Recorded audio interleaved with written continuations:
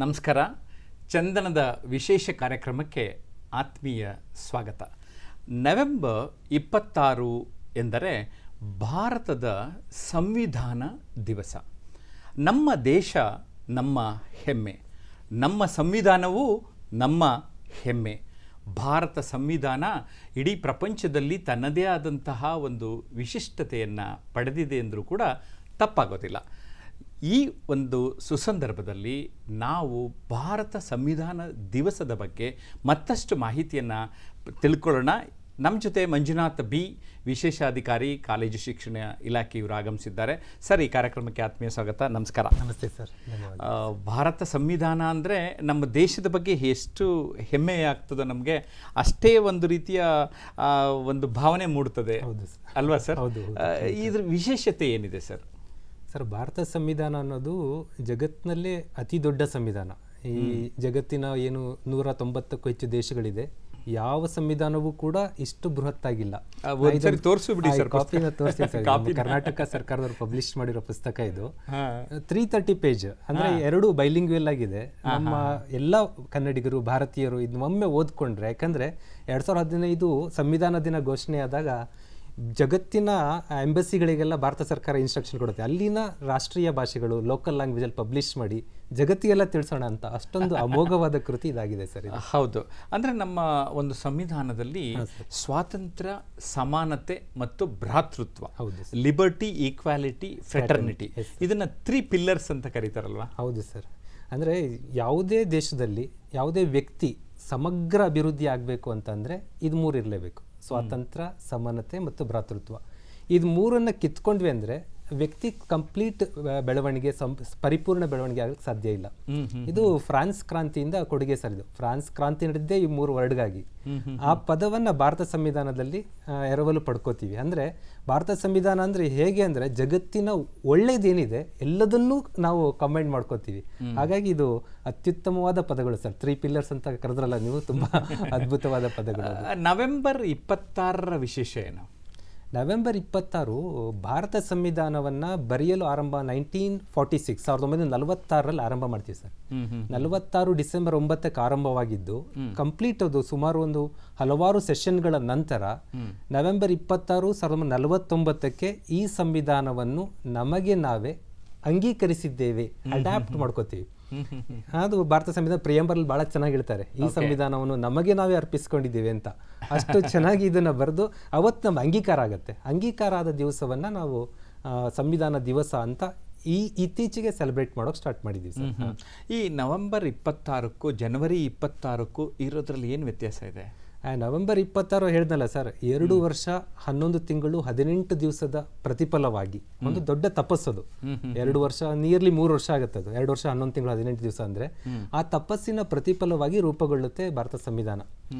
ರೂಪುಗೊಂಡ ತಕ್ಷಣ ಅದನ್ನ ಅಂಗೀಕಾರ ಮಾಡಿದ್ವಿ. ಅಂಗೀಕಾರ ಮಾಡಿದಾಗ ಸಂವಿಧಾನದ ತಜ್ಞರುಗಳೆಲ್ಲ ಮತ್ತೆ ಸ್ವಾತಂತ್ರ್ಯ ಹೋರಾಟಗಾರರೆಲ್ಲ ಹೇಳ್ತಾರೆ ಅಂದ್ರೆ, ನಾವು 1930ರಲ್ಲಿ ಒಂದು ಸವಿನೆನಪಿದೆ ನಮ್ದು, ಇಡೀ ದೇಶಕ್ಕೆ ಪೂರ್ಣ ಸ್ವರಾಜ್ಯ ಅಂತ ಘೋಷಣೆ ಮಾಡ್ಕೋತೀವಿ. ಪೂರ್ಣ ಸ್ವರಾಜ್ಯ ದಿವಸ, ಬ್ರಿಟಿಷರ ವಿರುದ್ಧ ನಾವು ಸ್ವಾತಂತ್ರ್ಯ ಪಡೆದಿದ್ದೀವಿ ಅಂತ. ಅದು ಜನವರಿ 26 ಆಗಿರುತ್ತೆ 1930ರಲ್ಲಿ. ಅದು ಇನ್ನೇನು 2 ತಿಂಗಳು ವೆಯ್ಟ್ ಮಾಡಿದ್ರೆ ಆ ದಿವಸ ಬರುತ್ತೆ. ಅವತ್ತಿಂದ ಎನ್ಫೋರ್ಸ್ ಮಾಡೋಣ, ಜಾರಿಗೆ ತರೋಣ ಅನ್ನೋ ಕಾರಣಕ್ಕೆ 2 ಮಂತ್ ವೆಯ್ಟ್ ಮಾಡಿ ಅವತ್ತು ಜಾರಿಗೆ ತಂದ್ವಿ ನಾವು 2 ತಿಂಗಳ ನಂತರ. ಹಾಗಾಗಿ ಜನವರಿ 26 ಗಣರಾಜ್ಯ ದಿನ ಅಂತ ಆಚರಿಸ್ತೀವಿ, ನವೆಂಬರ್ 26 ಸಂವಿಧಾನ ದಿನ ಅಂತ ಆಚರಿಸ್ತೀವಿ ಸರ್. ಈ ಸಂವಿಧಾನ ದಿವಸ ಆರಂಭವಾದದ್ದು ಈ ಆಚರಣೆ 2015ರಿಂದ. ಹೌದು. ಅಂದರೆ ಅಲ್ಲಿವರೆಗೂ ಏನಂತ ಕರೀತಾ ಇದ್ರು? ಮತ್ತೆ ಇದನ್ನ ಆಚರಣೆ ಮಾಡೋದಕ್ಕೆ ಏನಾದರೂ ವಿಶೇಷವಾದ ಸಂದರ್ಭ ಇದೆಯಾ? ಹೌದು ಸರ್, ಯಾಕಂದ್ರೆ ನವೆಂಬರ್ 26 ನಾವು ಸಂವಿಧಾನ ಅಂಗೀಕಾರ ಮಾಡಿದ ದಿವಸ, ಜನವರಿ 26 ಗಣರಾಜ್ಯ ದಿವಸ ಅಂತ ಆಚರಣೆ ಮಾಡ್ತೀವಿ. ಹಾಗಾಗಿ ಮೊದಲು ಏನು ಅಂದ್ರೆ ಈ ಸಂವಿಧಾನದ ಶಿಲ್ಪಿ ಅಂತ ಕರೆಯೋದು ಅಂಬೇಡ್ಕರ್ ಅವರಿಗೆ. ಅಂಬೇಡ್ಕರ್ ಅವರು ಭಾರತ ಸರ್ಕಾರದ ಮೊಟ್ಟ ಮೊದಲ ಕಾನೂನು ಸಚಿವರು. ಆ ಕಾನೂನು ಸಚಿವರಾದ್ರಿಂದ ಕಾನೂನು ದಿವಸ ಅಂತ ಆಚರಿಸ್ತಾ ಇದ್ವಿ ಮೊದಲಿಂದನೂ.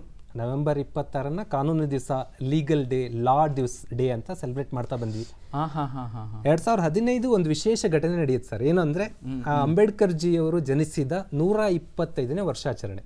ಆ 125ನೇ ವರ್ಷಾಚರಣೆಯ ಸವಿನೆನಪಿಗಾಗಿ ಭಾರತ ಸರ್ಕಾರ ಏನ್ ತೀರ್ಮಾನ ಮಾಡುತ್ತೆ, ಇದು ಲಾ ದಿನಕ್ಕಿಂತ ಸಂವಿಧಾನ ದಿವಸ ಅಂತಾನೆ ಆಚರಿಸೋಣ ಅಂತೇಳಿ 2015 ನವೆಂಬರ್ 26ರಿಂದ ಈ ಸಂಪ್ರದಾಯ ಆರಂಭ ಆಯಿತು.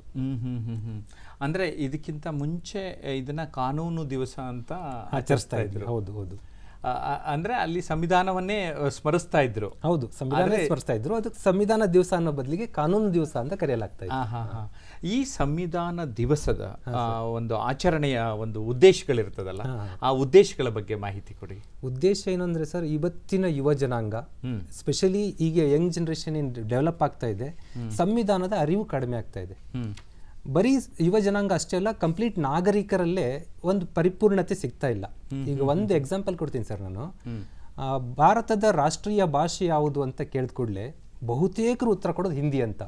ಬಟ್ ಈ ಸಂವಿಧಾನದಲ್ಲಿ ರಾಷ್ಟ್ರೀಯ ಭಾಷೆ ಅನ್ನೋ ಪದ ಎಲ್ಲೂ ಮೆನ್ಷನ್ ಮಾಡೋದಿಲ್ಲ. ಅವರು ಆಡಳಿತ ಭಾಷೆ ಅಂತ ಹೇಳ್ತಾರೆ. ಆ ರಾಂಗ್ ಪರಿಕಲ್ಪನೆಗಳನ್ನೇ ನಾವು ಸ್ಪ್ರೆಡ್ ಮಾಡ್ತಾ ಬಂದ್ಬಿಡ್ತೀವಿ.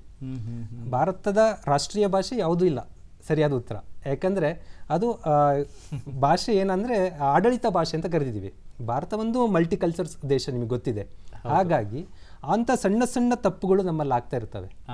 ತುಂಬಾ ಹುಡುಗರಿಗೆ ಈಗ ಮತ್ತೊಂದು ಎಕ್ಸಾಂಪಲ್ ಕೊಡ್ತೀನಿ. ಈಗ IAS ಈ ಸರಿ ರಿಕ್ರೂಟ್ಮೆಂಟ್ ಆಯ್ತು. ಹೆಚ್ಚು ಮಾರ್ಕ್ಸ್ ತಗೊಂಡ ಹುಡುಗ ಒಳಗೆ ಹೋಗದೆ ಹೊರ ಉಳ್ಕೊಂಡ್ಬಿಟ್ಟ. ಏನಂದ್ರೆ ಆತನಿಗೆ ಗೊತ್ತಿರಲಿಲ್ಲ ನಂದೊಂದು ಸರ್ಟಿಫಿಕೇಟ್ ಮಾಡಿಸ್ಕೋಬೇಕು ಅಂತ. ಸಂವಿಧಾನ ತಿದ್ದುಪಡಿ ಮಾಡಿ EWS ಅಂತ ಒಂದು ಕಾನ್ಸೆಪ್ಟ್ ತರ್ತಾರೆ, ಎಕನಾಮಿಕ್ ವೀಕರ್ ಸೆಕ್ಷನ್. ಅದನ್ನು ಇವ್ರು ಮಾಡ್ಕೊಳ್ಳಿಲ್ಲ. ಮಾಡ್ಕೊಳ್ದಿರಕ್ಕೆ ಅವನಿಗಿಂತ ಕಡಿಮೆ ಮಾರ್ಕ್ಸ್ ಇರೋ ಹುಡುಗ ಮುಂದಕ್ಕೆ ಹೋದ. ಈ ಸಂವಿಧಾನಿಕ ಅರಿವು, ಆ ಡಾಕ್ಯುಮೆಂಟ್ ಅರಿವಿದ್ದಿದ್ರೆ ಈ ಹೆಚ್ಚು ಮಾರ್ಕ್ಸ್ ತೆಗ್ದೇ ಒಳಗಿರ್ತಾ ಇದ್ದ. ಈ ತರ ಸಂವಿಧಾನದ ಅರಿವು ನಮ್ಮ ಬದುಕಿಗೂ ಅಗತ್ಯ, ದೇಶದ ಒಂದು ಉಜ್ವಲತೆಗೂ ಅಗತ್ಯವಾಗಿರುತ್ತೆ. ಆ ಮೌಲ್ಯಗಳನ್ನು ವೃದ್ಧಿಸೋಕ್ಕಾಗಿ ನಾವು ಸಂವಿಧಾನ ದಿವಸ ಸ್ಮರಿಸಲೇಬೇಕಾಗತ್ತೆ ಸರ್. ಅಂದ್ರೆ ಈಗ ನಾವು 71ನೇ ವರ್ಷದ ಆಚರಣೆಯನ್ನ, ಸಂವಿಧಾನವನ್ನ ನಾವು ಸ್ಮರಿಸ್ತಾ ಇದ್ದೇವೆ. ಈ ನಮ್ಮ ನೆರೆಹೊರೆ ರಾಷ್ಟ್ರಗಳಿಗೂ ನಮ್ಮ ದೇಶಕ್ಕೂ ಹೋಲಿಸಿದಾಗ ಈ ಸಂವಿಧಾನದಲ್ಲಿ ಏನಾದರೂ ವಿಶೇಷತೆಗಳಿದೆಯಾ? ಅದೇ ಸರ್, ಭಾರತ ಸಂವಿಧಾನ ಇಷ್ಟು ದಿನ ಉಳ್ಕೊಂಡಿದೆ ಅಂದ್ರೆ ಜಗತ್ತಿನ ಬೇರೆ ದೇಶಗಳೆಲ್ಲ ಅದು ಆಶ್ಚರ್ಯ ಪಡ್ತಾರೆ. ನಮಗಿದು ದಿನನಿತ್ಯದ ಬದುಕಾಗಿದೆ. ಬೇರೆ ದೇಶ ಆಶ್ಚರ್ಯ, ಯಾಕಂದ್ರೆ ಪಾಕಿಸ್ತಾನ ನಮ್ ಜೊತೆಗೆ ಉದಯ ಆದ ದೇಶ ಅದು. ನಿಮಗೆಲ್ಲ ಗೊತ್ತೇ ಇದೆ. ನಮ್ಗಿಂತ ಒಂದ್ ದಿವಸ ಮೊದಲು ಆಗಸ್ಟ್ 14ಕ್ಕೆ ಉದಯವಾದ ದೇಶ. ಆಲ್ರೆಡಿ ಅಲ್ಲಿ 3ನೇ ಸಂವಿಧಾನ 1973 ಸಂವಿಧಾನ ನಡೀತಾ ಇರೋದೀಗ. 56 ಅಲ್ಲಿ ಒಂದಾಯ್ತು, 62 ನಲ್ಲಿ ಒಂದಾಯ್ತು, 73 3 ಸಂವಿಧಾನ ಬದಲಾವಣೆ ಆಗಿದೆ. ಈ ಸಂವಿಧಾನ ಎಷ್ಟು ದಿನ ಉಳಿಯುತ್ತೋ ಗೊತ್ತಿಲ್ಲ. ಪಕ್ಕದ ನೇಪಾಳದಲ್ಲಿ 7 ಸಂವಿಧಾನ ಬದಲಾವಣೆ ಆಗಿದೆ, 7 ಟೈಮ್ಸ್. ಬಟ್ ನಮ್ಮ ದೇಶದ ಸಂವಿಧಾನ ಇವತ್ತಿಗೂ ಅದು ಅಡ್ಯಾಪ್ಟಬಿಲಿಟಿ, ಅದು ಏನು ಅಲ್ಲಾಡ್ಸಕ್ಕಾಗದಷ್ಟು ನಮಗೆ ಹಾಸುಹೊಕ್ಕಾಗಿದೆ. ಎಲ್ಲ ಬದಲಾವಣೆಗಳನ್ನ ಪೂರ್ವಯೋಜಿತ ಮಾಡಿಕೊಂಡ ವಿಶೇಷತೆ ನಮ್ಮ ಸಂವಿಧಾನದಲ್ಲಿ ಇದೆ ಸರ್. ತುಂಬಾನೇ ಚೆನ್ನಾಗಿ ತಾವು ತಿಳಿಸಿದ್ರಿ ಸರ್. ಈಗ ಈ ಭಾರತ ಸಂವಿಧಾನದ ಪ್ರಸ್ತಾವನೆ ಒಂಥರ ತುಂಬಾ ಚೆನ್ನಾಗಿದೆ ಸರ್.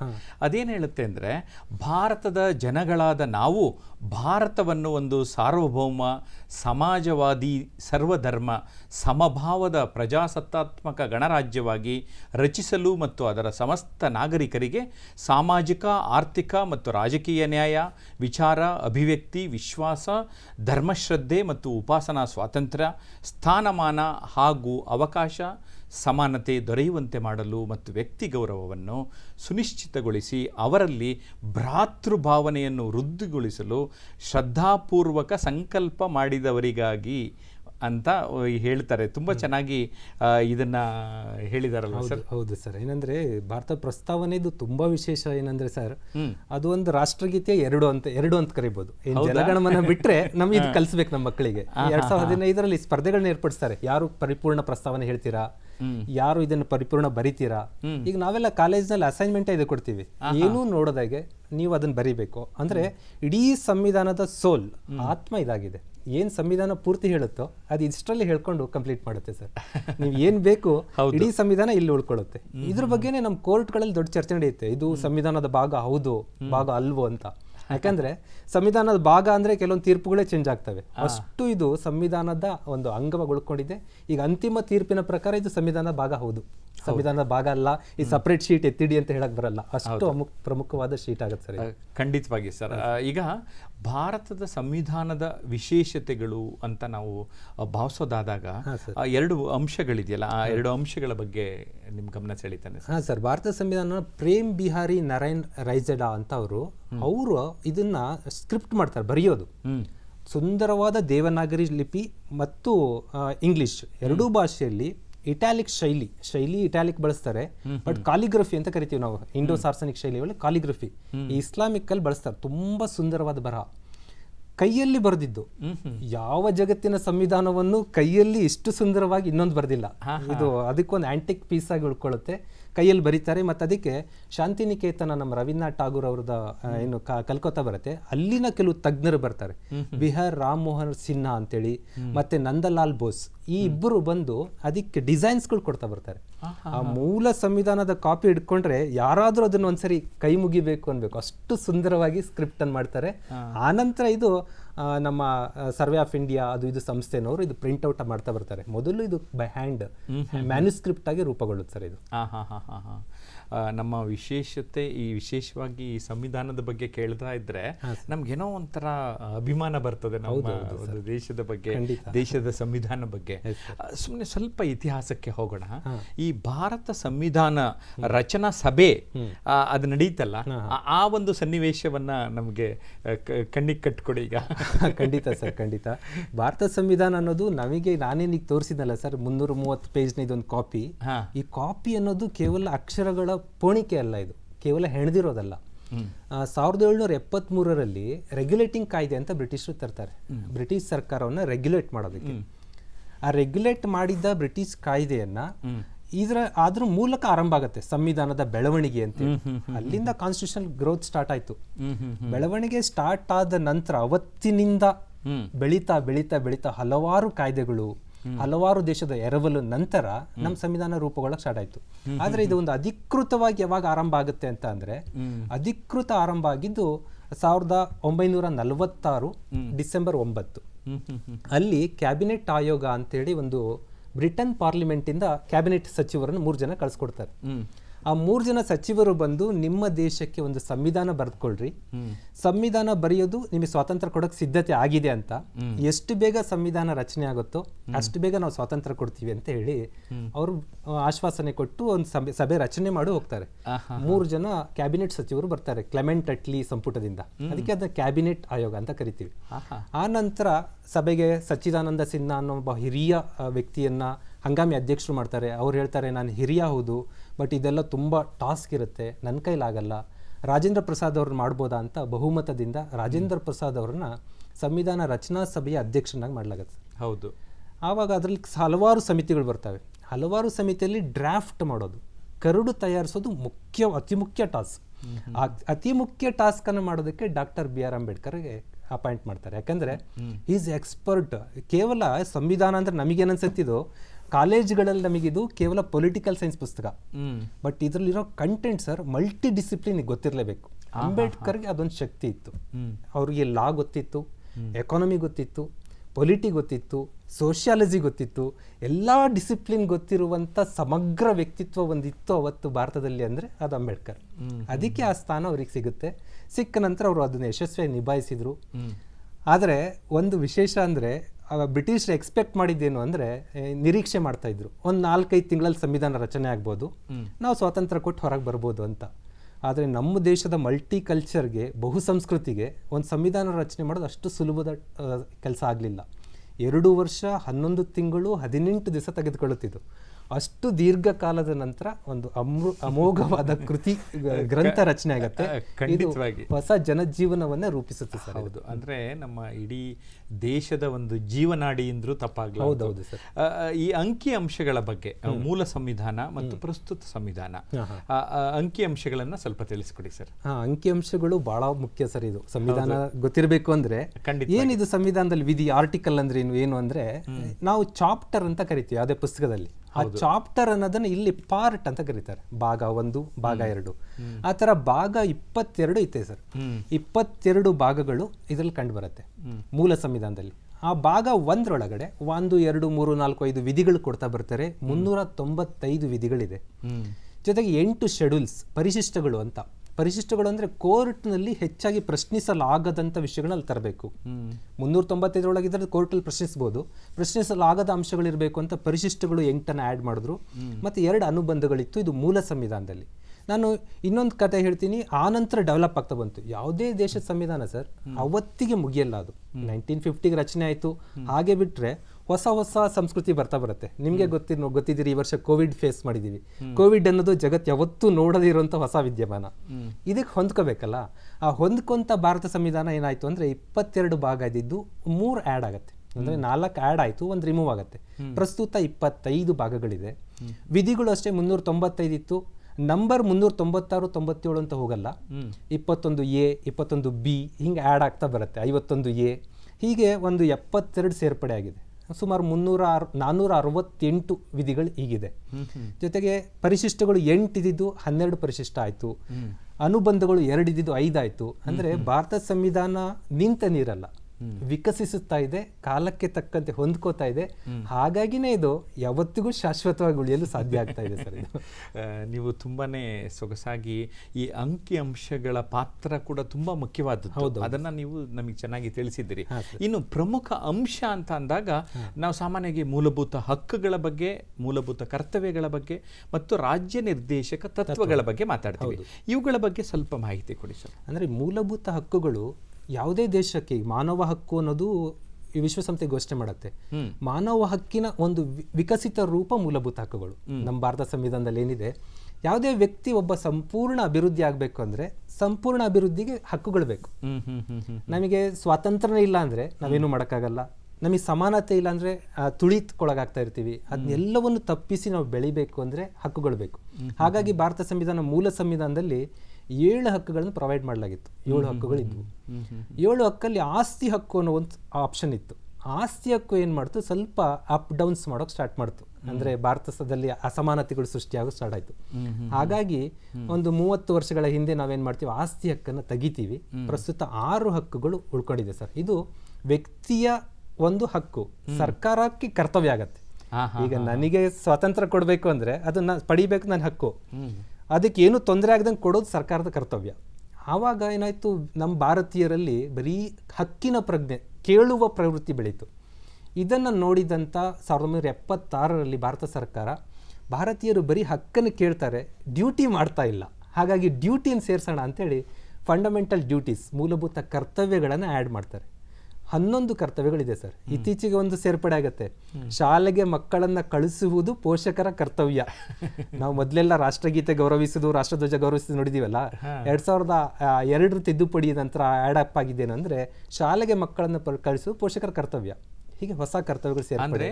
ಈಗ ಮಕ್ಕಳನ್ನ ಕಳಿಸ್ತಾ ಇರಲಿಲ್ಲ ಎಷ್ಟೊಂದು ಪೋಷಕರು. ಹೌದೌದು. ಅದನ್ನ ಮನಗಂಡು ಸರ್ಕಾರ ಈ ರೀತಿಯ ಬದಲಾವಣೆ ಮಾಡ್ತಾರೆ. ನಾವು ಏನನ್ನ ನಾವು ಸ್ವಯಂ ಆಗಿ ಮಾಡಲ್ವೋ ಅದನ್ನು ಸಂವಿಧಾನದ ಮೂಲಕ ಮಾಡಿಸ್ತಾರೆ. ಯಾಕಂದ್ರೆ ಸಂವಿಧಾನವನ್ನು ನಾವೇ ಬರ್ದಿರೋದಲ್ಲ. ಹೌದು, ಪಾರ್ಲಿಮೆಂಟ್ ಮೂಲಕ ಅದಾಗುತ್ತೆ. ಇಷ್ಟೆಲ್ಲ ಇದ್ರೂ ಕೆಲವೊಂದು ಹೊಸ ಸವಾಲುಗಳು ಬಂದ್ಬಿಡುತ್ತೆ.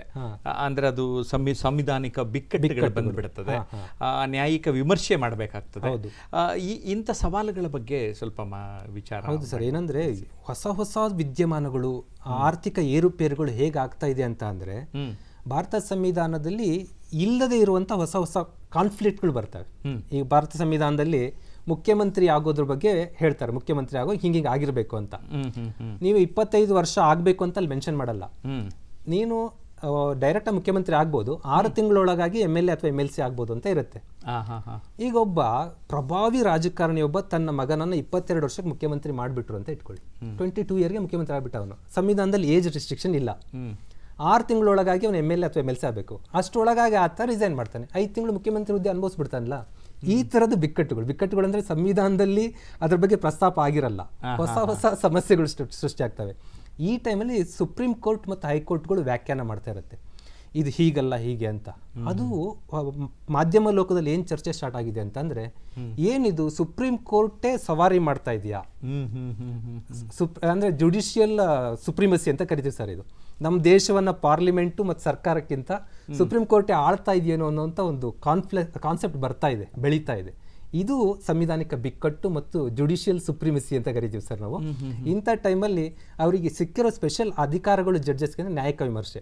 ಆದರೆ ನಾವು ಸಂವಿಧಾನವನ್ನು ಸ್ವಲ್ಪ ಬಲ್ಲವ್ರು ಏನಂದ್ಕೋತೀವಿ ಅಂದರೆ, ಮಾಧ್ಯಮ ಲೋಕದಲ್ಲಿ ಚರ್ಚೆ ಆಗ್ತಾ ಇರುತ್ತೆ, ಜಡ್ಜ್ಗಳು ಏನು ಸುಪ್ರೀಮಸಿ ಮಾಡಿದ್ರು ಹಾಗೆ ಹೇಗೆ ಅಂತ. ಅವ್ರು ಯಾವತ್ತೂ ಈ ಚೌಕಟ್ಟನ್ನು ಬಿಟ್ಟು ಹೋಗೋಕ್ಕಾಗಲ್ಲ. ಈ ಚೌಕಟ್ಟಿನೊಳಗೆ ಅವರೆಲ್ಲ ಮಾಡ್ತಾ ಇರ್ತಾರೆ. ನನಗೆ ಈ ಫೋಟೋಗೊಂದು ಫ್ರೇಮ್ ಹಾಕಿರ್ತಾರಲ್ಲ ಅದ್ ನೆನಪಾಗ್ತಾ ಇದೆ. ಅಂದ್ರೆ ಆ ಫ್ರೇಮ್ ವರ್ಕ್ ಒಳಗಡೆನೆ ನಡೆಯುತ್ತೆ ಎಲ್ಲವೂ. ಅದು ನಮಗೆ ಏನೋ ತೊಂದರೆ ಆಗಿರುತ್ತೆ, ತೊಂದರೆ ಆದಾಗ ನಾವು ಜಡ್ಜ್ಗಳ ತೀರ್ಪುಗಳನ್ನ ಅವಹೇಳನ ಮಾಡ್ಕೊಂಡು ಚರ್ಚೆ ನಡೆಯುತ್ತೆ ಬಿಟ್ರೆ ಈ ಚೌಕಟ್ಟು ಬಿಟ್ಟು ಯಾರು ಹೋಗಿ ಬರಲ್ಲ. ಈ ಜಾಗತಿಕ ಬದಲಾವಣೆಗಳು ಕೂಡ ಏನಾದ್ರೂ ಪ್ರಭಾವ ಬೀರ್ತದ? ಹೌದು ಸರ್, ಜಾಗತಿಕ ಬದಲಾವಣೆಗಳು ಅಂತ ಅಂದ್ರೆ ಈಗ ನಾವು ಲಾಸ್ಟ್ ಇಯರ್ ಎಲ್ಲ ಹಿಂದೆ IPC ಸೆಕ್ಷನ್ ಕೆಲವು ತಿದ್ದುಪಡಿಗಳಾಗ್ತವೆ. IPC ಅಂದ್ರೆ ಇದು ಸಂವಿಧಾನಕ್ಕೆ ಸಂಬಂಧಪಟ್ಟಿದ್ದಲ್ಲ, ಆದರೆ ಅದು ಇದರ ಭಾಗ. IPC ಇದನ್ನು ಮೀರಿ ಹೋಗಂಗಿಲ್ಲ. ಜಗತ್ತಿನಲ್ಲಿ ಏನಾದರೂ ಬದಲಾವಣೆಗಳು ಅಲ್ಲಿ ಅಂದರೆ ಲಿಂಗ ಸಮಾನತೆ ಎಲ್ಲ ಸ್ಟಾರ್ಟ್ ಆಯಿತು, ಅಂದರೆ ಜೆಂಡರ್ ಬಿಯಸ್ ಎಲ್ಲ ಬಿಡಬೇಕು, ಎಲ್ಲ ಲಿಂಗದಲ್ಲೂ ಸಮಾನ ಸೆಕ್ಸ್ಗಳು ರಿಲೇಟೆಡ್ ಆದ ತೀರ್ಪುಗಳು ಅಮೆರಿಕನ್ ಕೋರ್ಟು ಬೇರೆ ಕೋರ್ಟಿಂದ ಬಂತು. ಅವ ಭಾರತದ ಸುಪ್ರೀಂ ಕೋರ್ಟ್ ಕೂಡ ಕೇವಲ ಗಂಡು ಹೆಣ್ಣಿನ ಸಂಬಂಧ ಅಷ್ಟೇ ಅಲ್ಲ, ಸಲಿಂಗ ಕಾಮವನ್ನು ನಾವು ಪರ್ಮಿಟ್ ಮಾಡ್ತೀವಿ ಅಂತ. ಅದು ನಮ್ಮ ದೇಶದ ಸಂಸ್ಕೃತಿ, ನಮ್ಮ ದೇಶದ ಸಂಪ್ರದಾಯಕ್ಕೆ ಮೀರಿದ್ದಾಗಿತ್ತು. ಆದರೆ ಆ ಬದಲಾವಣೆಯಿಂದ ನಮ್ಮ ಸಂವಿಧಾನ ಒಪ್ಕೋಬೇಕಾಗಿ ಬಂತು. ಈ ರೀತಿ ಹೊಸ ಹೊಸ ಜಗತ್ತಿನ ವಿದ್ಯಮಾನಗಳನ್ನು ನಾವು ಅಡ್ಯಾಪ್ಟ್ ಮಾಡ್ಕೋತೀವಿ. ಅದು ಏನಂದರೆ ಅಲ್ಲಿನ ತೀರ್ಪುಗಳು, ಜನಜೀವನ ಬದಲಾಗಿದೆ. ಇದು ಭಾರತ ಅನ್ನೋದೀಗ ಒಂದು ಬೌಂಡ್ರಿಯಾಗಿ ಉಳ್ಕೊಳ್ಳಲ್ಲ. ನಾವು ಡೋರ್ ಕ್ಲೋಸ್ ಮಾಡಿದ್ವಿ ಅಂದರೆ ಭಾರತವಾಗಿ ಉಳಿಯೋಕ್ಕಾಗಲ್ಲ. ಹಾಗಾಗಿ ಹೊರಗಿದ್ದ ಜೊತೆ ನಾವು ಹೊಂದ್ಕೋಬೇಕಾಗತ್ತೆ. ಅದು ಭಾರತ ಸಂವಿಧಾನ ಮೇಲೆ ತುಂಬ ಪ್ರಭಾವ ಬೀರ್ತಾ ಇದೆ. ಆ ಬದಲಾವಣೆಗಳಿಗೆ ನಾವು ಹೊಂದ್ಕೋತಾನೆ ಬರ್ತಾ ಇದೆ. ತಾವು ತುಂಬ ಸೊಗಸಾಗಿ ಮತ್ತು ಸಂಕ್ಷಿಪ್ತವಾಗಿ ತಿಳಿಸಿದ್ರಿ. ಇನ್ನು ಸಂವಿಧಾನದ ಶಾಶ್ವತತೆ ಕುರಿತಂತೆ ಮಾತಾಡೋದಾದ್ರೆ ಹೊಸ ಸನ್ನಿವೇಶಕ್ಕೆ ಹೊಂದ್ಕೊಳ್ಳೋದು ತುಂಬಾ ಅಗತ್ಯ ಇರುತ್ತೆ. ಹಾಗಾಗಿ ತಿದ್ದುಪಡಿ ಮಾಡ್ತಾ ಇದ್ದಾರೆ. ಯಾಕೆ ನಾವು ಗಮನಿಸ್ತಾ ಇದ್ದೀವಿ ಸಂವಿಧಾನಕ್ಕೆ ತಿದ್ದುಪಡಿ ಅಂತ. ಇದ್ರ ಬಗ್ಗೆ ಸ್ವಲ್ಪ ಮಾಹಿತಿ ಕೊಡಿ ಸರ್. ಭಾರತ ಸಂವಿಧಾನದ ಒಂದು ವಿಶೇಷ ಸರ್, 50ರಲ್ಲಿ ಜಾರಿಗೆ ಬರುತ್ತೆ. ಜಾರಿಗೆ ಬಂದು 3 ತಿಂಗಳಿಗೆ ಪ್ರಸ್ತಾಪ ಸ್ಟಾರ್ಟ್ ಆಗುತ್ತೆ ಸಂವಿಧಾನ ತಿದ್ದಬೇಕು ಅಂತ. ಜಾರಿಗೆ ಬಂದ 3 ತಿಂಗಳಿಗೆ ತಿದ್ದುಪಡಿ ಆರಂಭ ಆಯ್ತು. ಮೊದಲನೇ ತಿದ್ದುಪಡಿ 1 ವರ್ಷಕ್ಕೆ ಆಗೋಯ್ತು. ಭೂ ಸುಧಾರಣೆ ಅಂತ ಕರಿತೀವಿ, ಲ್ಯಾಂಡ್ ರಿಫಾರ್ಮ್ಸ್ ಅಂತ ಸರ್. ಭಾರತದಲ್ಲಿ ಅತಿ ಹೆಚ್ಚು ಬಾರಿ ತಿದ್ದುಪಡಿ ಆಗಿದ್ದು ಅದೇ ವಿಚಾರ. ಈಗ ನೋಡ್ಬೋದು ನೀವು, ಯಾವುದೇ ಸರ್ಕಾರ ಹುಟ್ಟುವುದು, ಸರ್ಕಾರದ ಅಳಿವು ಭೂಮಿ ಮೇಲೆ ನಿಂತಿರುತ್ತೆ. ಭೂ ಸುಧಾರಣೆಗಳು ಅಂತ ಕರಿತೀವಿ ನಾವು. ಆ ಭೂ ಸುಧಾರಣೆ ಮೊದಲ ತಿದ್ದುಪಡಿ ಮತ್ತು ಅತಿ ಹೆಚ್ಚು ತಿದ್ದುಪಡಿ ಅದೇ ಆಗಿರೋದು.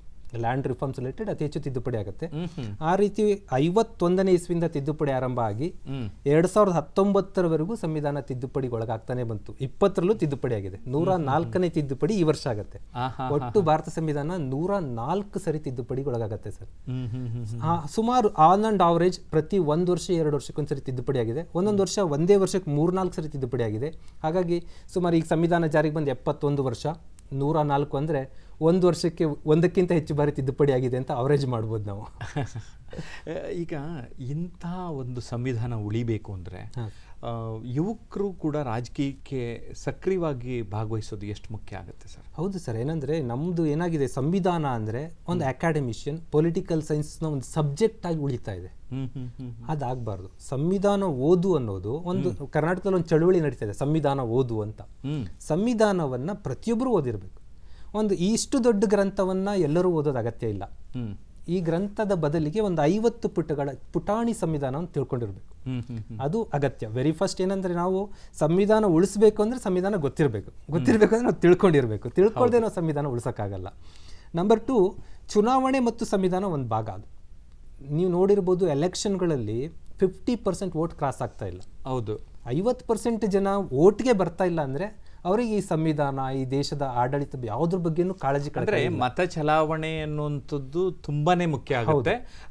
ಚುನಾವಣೆಗಳು ಬಂದಾಗ ಮತ ಚಲಾಯಿಸಲೇಬೇಕು ಅನ್ನುವಂಥದ್ದನ್ನ ತಾವು ಹೇಳ್ತಾ ಇದ್ದೀರಿ. ಅದು ಬರಬೇಕು ಅಂದ್ರೆ ಅದು ಸಂವಿಧಾನದ ಅರಿವು ಸರ್. ಅದು ನಾನೊಂದು ಸರ್ಕಾರ ರಚನೆ ಮಾಡೋದ್ರಲ್ಲಿ ನಾನು ಭಾಗ ಆಗಬೇಕು, ಈ MLA ನನ್ನವನು ಅನ್ನೋ ಫೀಲ್ ಬರಬೇಕು, MP ನನ್ನವರು ಅನ್ನೋ ಫೀಲ್ ಬರಬೇಕು. ಅದು ಬರಬೇಕಂದ್ರೆ ಸಂವಿಧಾನಕ್ಕೆ ಅರಿವು ಬೇಕು. ಯಾರೋ ಆಡಳಿತ ಮಾಡ್ತಾರೆ, ನನ್ನ ಜೀವನ ಬೇರೆ ಅನ್ನೋ ಒಂದು ಯೋಚನೆಗೆ ಮನುಷ್ಯರು ಬಂದರು ಅಂದರೆ ಆ ದೇಶದಲ್ಲಿ ಆಡಳಿತಗಳು ದಾರಿ ತಪ್ಪಕ್ಕೆ ಸ್ಟಾರ್ಟ್ ಆಗುತ್ತೆ. ಯಾಕಂದ್ರೆ ಈಗ ಒಂದು ಉದಾಹರಣೆ ಹೇಳ್ತೀನಿ ಸರ್, ಸಮಯ ಇದೆಯಲ್ಲ, ಒಂದು 50,000 ವೋಟರ್ಸ್ ಇದೆ, 1 ಲಕ್ಷ ವೋಟರ್ಸ್ ಇದ್ದಾರೆ. 1 ಲಕ್ಷ ವೋಟರ್ಸಲ್ಲಿ ಕೇವಲ 50,000 ಜನ ವೋಟ್ ಹಾಕಿದಾಗ 25-26,000 ವೋಟ್ ತಗೊಂಡು ಗೆದ್ದು ಬಿಟ್ಟಿರ್ತಾರೆ. ಅವಾಗ ಏನಾಯ್ತಲ್ಲಿ ಅಂದರೆ 75,000 ಜನಕ್ಕೆ ಬೇಡದ ವ್ಯಕ್ತಿ ಆಯ್ಕೆ ಆಗಿರ್ತಾರೆ. ಹಾಗಾಗಿ ಬಹುಸಂಖ್ಯಾತರ ಭಾಗವಹಿಸುವಿಕೆ ಆದಾಗ ನಿಜವಾದ ಪ್ರಜಾಪ್ರಭುತ್ವ ಯಶಸ್ಸು ಕಾಣುತ್ತೆ. ಸರ್, ನಾವು ಬೇರೆ ಪತ್ರಿಕೆಗಳು ಓದೋ ಹಾಗೆ, ಪುಸ್ತಕಗಳನ್ನು ಓದೋ ಹಾಗೆ, ನಾವು ಭಾರತದ ಸಂವಿಧಾನವನ್ನು ಓದಲೇಬೇಕು ಅನ್ನೋಂತಹ ಒಂದು ವಿಚಾರವನ್ನ ಇವತ್ತು ನಮ್ಮ ವೀಕ್ಷಕರಿಗೆ ಹೇಳಬೇಕು ಅಂತ ಇದ್ದೀನಿ ಸರ್. ತಾವೇನು ಹೇಳ್ತೀರಿ ಸರ್? ಹೌದು ಸರ್, ಖಂಡಿತವಾಗ್ಲೂ ಸಂವಿಧಾನ ಓದಿಲ್ಲ ಅಂದರೆ ಆ ದೇಶವನ್ನು ಉಳಿಸ್ಕೊಳಕ್ಕಾಗಲ್ಲ. ಅವ್ರನ್ನೇ ಅವ್ರು ಉಳಿಸ್ಕೊಳಕ್ಕಾಗಲ್ಲ ಎಷ್ಟೋ ಸರಿ. ಖಂಡಿತ ಸರ್, ಖಂಡಿತ ನಮ್ಮನ್ನ ನಾವು ಉಳಿಸ್ಕೋಬೇಕು, ದೇಶ ಉಳಿಬೇಕು, ಮತ್ತೆ ನಮ್ಮ ಸಮಾಜ ಒಂದು ಸದೃಢವಾಗಿ ಉಳಿಬೇಕು ಅಂದ್ರೆ ಸಂವಿಧಾನ ಓದಲೇಬೇಕಾಗತ್ತೆ ಸರ್. ಅಂದ್ರೆ ಈ ಸಂವಿಧಾನವನ್ನ ಅರ್ಥ ಮಾಡ್ಕೊಳ್ಳೋದ್ರಿಂದ ನಮಗೆ ಎಲ್ಲೋ ಒಂದು ಕಡೆ ನಮ್ಮ ದೇಶದ ಬಗ್ಗೆ ಇರುವ ಅಭಿಮಾನ ಮತ್ತೆ ನಮ್ಮ ಸುತ್ತಮುತ್ತಲವ್ರನ್ನ ಪ್ರೀತಿಸೋದು ಜಾಸ್ತಿ ಆಗುತ್ತೆ ಅಂತ ಅನ್ಸುತ್ತೆ. ಮತ್ತೆ ಇಂಡಿವಿಜುವಲ್ ನಾವೇ ನಮ್ಮನ್ನ ಬದುಕು ಕಟ್ಕೋಬಹುದು. ನಾನು ಮೊದಲೇ ಹೇಳಿದ್ನಲ್ಲ, ತನ್ನ ಒಂದು IAS ಹುದ್ದೆನ ಕಳ್ಕೊಂಡಿದ್ದಾರೆ ಅಂದ್ರೆ ಸಂವಿಧಾನದ ಅರಿವಿಲ್ಲ ಅವನಿಗೆ, ಒಂದು ಸರ್ಟಿಫಿಕೇಟ್ ಮಾಡಿಸ್ಕೊಳ್ಳಿಲ್ಲ ಆತ.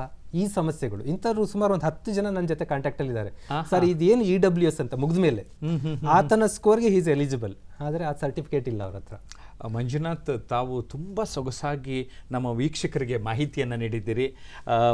ನವೆಂಬರ್ 26 ಭಾರತ ಸಂವಿಧಾನ ದಿವಸ. ನಾವು ಸಂವಿಧಾನ ನಮ್ಮ ಇಡೀ ವರ್ಷ ಬೇಕು ನಮಗೆ, ಆದರೆ ಇದನ್ನು ಆಚರಣೆ ಮಾಡೋಕ್ಕೆ ಮಾತ್ರ ನವೆಂಬರ್ 26.